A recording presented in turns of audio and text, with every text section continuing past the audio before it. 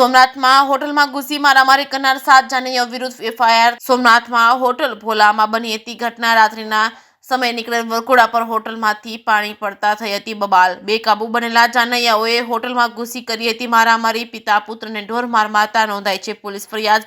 પ્રભાસ પાટણ પોલીસે જૂનાગઢ સોમનાથ સહિત 7 જાનૈયા વિરુદ્ધ ગુનો નોંધ્યો છે। મારામારીના લાઈવ સીસીટીવી ફૂટેજ સામે આવ્યા છે। જે કેસ સિંહ ગુજરાતી સાથે મહેશ વાચા, સોમનાથ। ભાઈ ચાવડા છે, હું સોમનાથ ભોઈવાડા વિસ્તારમાં રહું છું અને મારી બાજુમાં હોટલ ભોલા આવેલી છે જે મારા કઝિનની છે। ત્યાં 20 તારીખ રાત્રિના સમયે ફુલેપું નીકળેલું હતું જે બિપિનભાઈ મજેવડિયાના છોકરાનું હતું, જેનું નામ છે વિશાલ બિપિનભાઈ મજેવડિયા।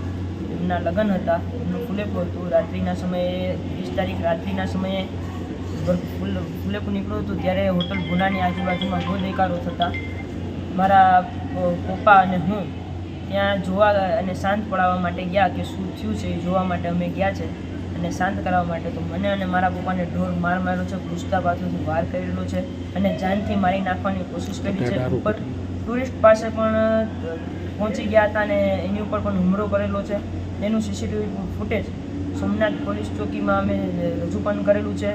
બધું ફૂટેજ સાથે છે અમારી પાસે અને અમને ઢોર માર માર્યો છે, ઘૂસતા પાટોથી વાર કર્યો છે। આનો વિશે અમને બને એટલો વહેલું ન્યાય મળે એની એવી પોલીસ પાસે અપેક્ષા રાખું છું। અને ઘણા બધા લોકો એમાં પીધેલા પણ હતા અને હાલ અત્યારે હું વેરાવળ સિવિલ હોસ્પિટલમાં સારવાર લઉં છું।